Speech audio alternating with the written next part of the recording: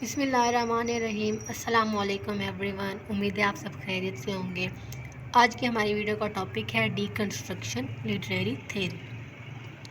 ये एक important topic है मॉडर्न लिटरेरी थेरी का। सबसे पहले हम देखते हैं इसका origin. The theory deconstruction was inaugurated by York Derrida in the late 1960s and became a major influence on literary studies during the late 1970s। ये जो थेरी है डीकंस्ट्रक्शन, इसको प्रेजेंट किया था यॉर्क डेरिडा ने, जीन यॉर्क डेरिडा 1960s के late में। 1960 जब ख़त्म होने जा रहा था तब यॉर्क डेरिडा ने इस थेरी को प्रेजेंट किया था और ये एक मेजर इन्फ्लुएंस बन गई थी लिटरेरी स्टडीज़ के ऊपर 1970s के बाद में। अब हम इसका इंट्रोडक्शन देखते हैं। Deconstruction theory, derived from the works of philosopher York Derrida, is a theory of literary analysis that opposes the assumption of structuralism। Deconstruction theory York Derrida ने प्रेजेंट की थी, इनके वर्क से डिराइव की गई थी और ये एक लिटरेरी एनालिसिस है जो कि अपोज करता है स्ट्रक्चरलिज्म की असम्पशन को। स्ट्रक्चरलिज्म ये भी एक इम्पॉर्टेंट लिटरेरी थेरी है, लिंग्विस्टिक थेरी फिलॉसफी भी है जो कि फर्डिनेंड डी सॉशर ने प्रेजेंट की थी। और उन्होंने कहा था कि जो मीनिंग है टेक्स्ट का, लिटरेरी टेक्स्ट का, वो हमें जो इंटरनल स्ट्रक्चर्स होती हैं किसी भी टेक्स्ट की, उसको एनालाइज करने से हासिल होता है, जबकि यॉर्क डेरिडा ने इस कॉन्सेप्ट को बिल्कुल अपोज किया। Its primary purpose is to discern the relationship between text and meaning. Deconstruction theory का जो प्राइमरी पर्पज़ है वो है टेक्स्ट एंड मीनिंग के दरमियान रिलेशनशिप को एक्सपोज करना। नेक्स्ट है definition. Deconstruction involves the close reading of a text in order to demonstrate that any given text has irreconcilably contradictory meanings rather than being a unified whole। Deconstruction जो है वो close reading के ऊपर based है और ताकि हम जो मीनिंग्स हैं किसी भी टेक्स्ट के अंदर उसको डिराइव कर सकें। और डिकंस्ट्रक्शन थेरी का ये कहना था कि जो मीनिंग्स हैं वो कॉन्ट्राडिक्टरी होते हैं किसी भी टेक्स्ट को पढ़ने के बाद। फॉर एग्ज़ाम्पल अगर हम कोई टेक्स्ट पढ़ते हैं तो जो डिफरेंट रीडर्स होते हैं वो उस टेक्स्ट का, उस वर्ड का डिफरेंट मीनिंग निकालते हैं। तो डिकंस्ट्रक्शन का ये मानना था कि जो टेक्स्ट है, लिटरेरी टेक्स्ट जो होता है, वो उसके पढ़ने वाले के ऊपर डिपेंड करता है कि वो किस तरह से उसका मीनिंग जो है वो ओरिजिनेट करता है। डिकंस्ट्रक्शन की जो थेरी है लैंग्वेज की, वो इस बिलीफ के ऊपर बेस्ड है कि लैंग्वेज जो है वो स्लिपरी है और एम्बिगुअस है, जो कि हम रियलाइज़ करते हैं। Deconstruction theory of language is based on the belief that language is much more slippery and ambiguous.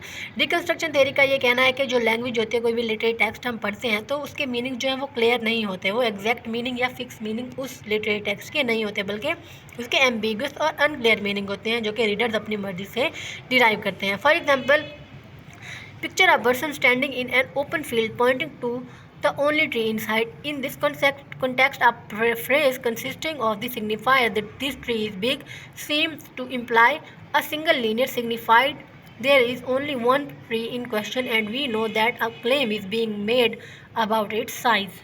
For example, जैसे एक पर्सन है, वो एक ओपन फील्ड में ठहरा हुआ है और एक ट्री को पॉइंट आउट कर रहा है, और इस कॉन्टेक्स्ट से हमें ये अंदाज़ा लगाया जा सकता है, हम ये अंदाज़ा लगा सकते हैं कि जो सिग्निफायर्स हैं वो ये कह रहे हैं कि जो ट्री जो है वो बिग है, कि जो बंदा है वो ये इशारा कर रहा है कि जो दरख्त है उसके साइज़ की तरफ इशारा कर रहा है, जिसका सिंगल क्लियर और सिग्निफाइड मीनिंग हमें मिलता है।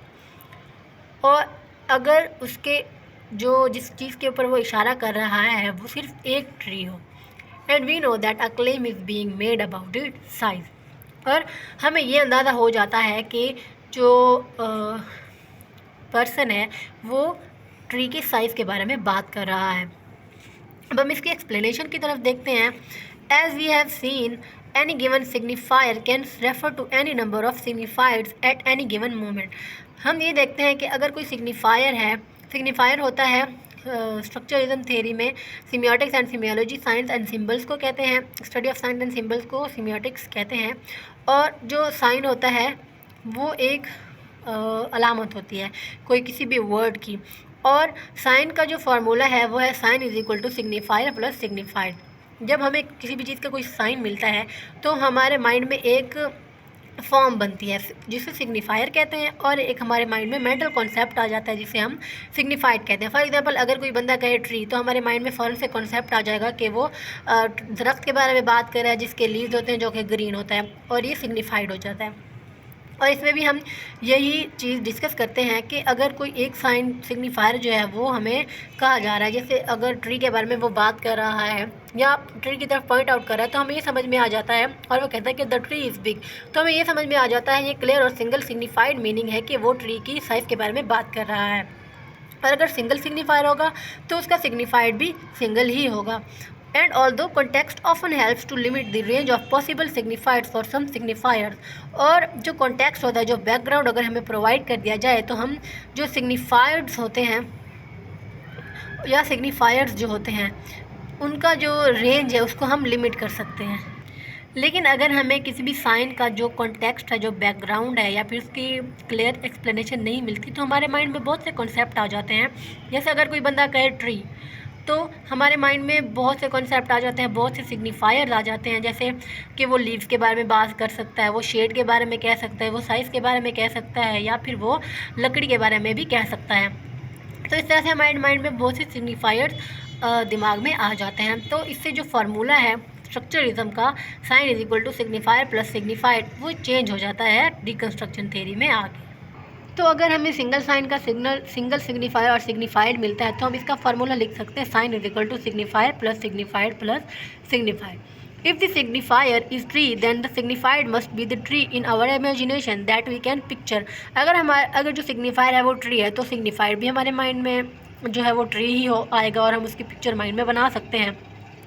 Our concept of tree consists of all the chains of signifiers we have come to disassociate with it over the course of our life, such as shade, climbing, leaves, planting and so on.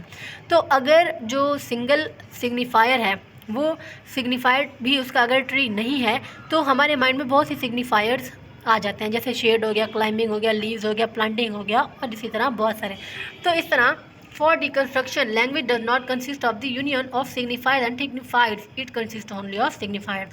For example, जैसे स्ट्रक्चरिज्म का formula है sign is equal to signifier plus signified, तो deconstruction theory का जो formula है, क्योंकि स्ट्रक्चरिज्म कहता है कि जो मीनिंग है वो हमें उसकी इंटरनल स्ट्रक्चर्स के अंदर जाके ही मिल सकता है, मीन्स के कोई स्पेसिफिक या फिक्स मीनिंग होता है चीज़ों का या वर्ड्स का। स्ट्रक्चरिज्म का ये माना था। तो डिकन्स्ट्रक्शन जो है वो ये कहता है कि कोई भी वर्ड अगर या कोई भी कॉन्सेप्ट जो है हमें कोई बंदा कहता है या कोई वर्ड कहता है तो उसका सिंगल मीनिंग नहीं होता बल्कि बहुत से मीनिंग होते हैं। जैसे कि इससे हमारा फार्मूला जो है वो ये बन सकता है sign is equal to signifier plus signifier plus signifier plus signifier. तो इस तरह से बहुत से सिग्निफायर्स हमारे माइंड में आ जाते हैं और किसी भी चीज़ का सिंगल मीनिंग नहीं होता। अब हम देखते हैं मेन कॉन्सेप्ट डिकन्स्ट्रक्शन का। सबसे पहला जो डिकन्स्ट्रक्शन का कॉन्सेप्ट है वो है language instability. Language is not fixed and thus multiple interpretation. For example the word run can mean different things in different context. Language जो है वो डिकन्स्ट्रक्शन के लिए अनस्टेबल है क्योंकि बहुत सी इंटरप्रिटेशन ली जा सकती हैं। जैसे फॉर एग्जांपल एक वर्ड है रन, तो इससे हमें बहुत सी चीज़ें हमारे माइंड में आती है क्योंकि बिकॉज कलर रन और इंसान भी रन कर सकता है और एनिमल भी रन कर सकते हैं, तो इससे लैंग्वेज जो है वो इनस्टेबल होती है। नेक्स्ट है बाइनरी अपोजिशन। बाइनरी अपोजिशन का जो स्ट्रक्चरलिज्म में आइडिया है वो ये है कि जो डिफरेंट जो दो चीज़ें होती हैं जो एक दूसरे से मुख्तलिफ होती हैं या कॉन्ट्री होती हैं वो हमें चीज़ों को समझने में हेल्प करते हैं। जैसे गुड और ईवल हो गया, गुड और बैड हो गया, ब्लैक एंड वाइट हो गया, जिससे हमें चीज़ों को समझने में हेल्प मिलती है। लेकिन जो डिकन्स्ट्रक्शन है वो चैलेंज करता है इस आइडिया को, बाइनरी अपोजिशन के गुड एंड ईवल को। It show that these opposition are not absolute and can be blurred. और डिकन्स्ट्रक्शन कहता है कि ये जो अपोजिशन है ये एब्सोल्यूट नहीं है, ये ब्लर्ड है।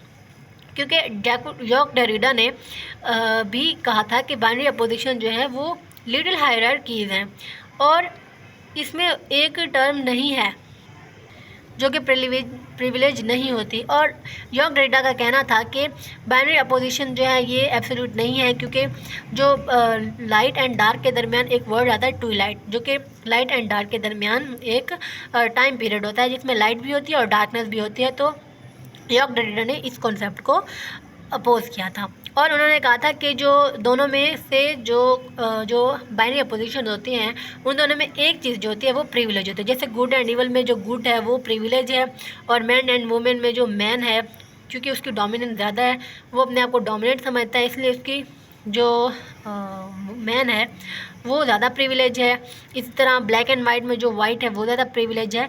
इस तरह से इस कॉन्सेप्ट को यॉर्क डेरिडा ने अपोज किया। नेक्स्ट है लोगोसेंट्रिज्म। लोगोसेंट्रिज्म का ये मानना है कि जो वर्ड्स हैं या फिर जो टेक्स्ट है उसकी सिंगल और स्पेसिफिक मीनिंग होते हैं, लेकिन जो डिकंस्ट्रक्शन थ्योरी है उसने इस कॉन्सेप्ट को कॉन्ट्रैक्ट किया है, निगेट किया है और ये कहा है कि कोई भी टेक्स्ट है उसका सिंगल मीनिंग नहीं होता।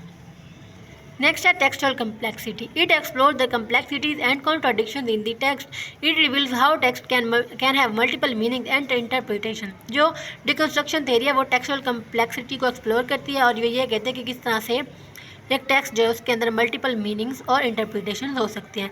नेक्स्ट है डिफरेंस।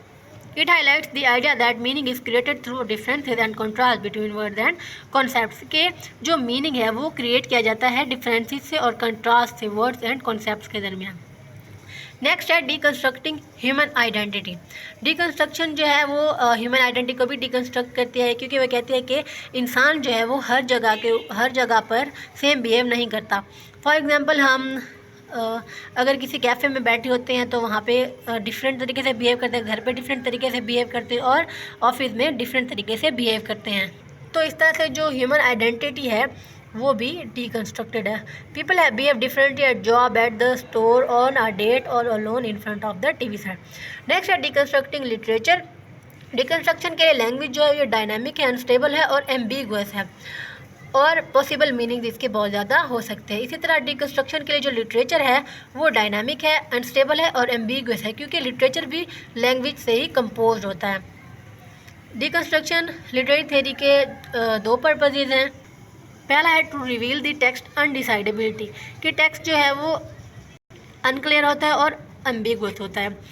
नेक्स्ट है to reveal the complex operations of the ideologies of which the text is constructed, और उन कम्प्लेक्स ऑपरेशंस को जो है रिवील करता है जिनसे आइडियोलॉजीज़ या जो टेक्स्ट हैं वो कंस्ट्रक्ट किए जाते हैं।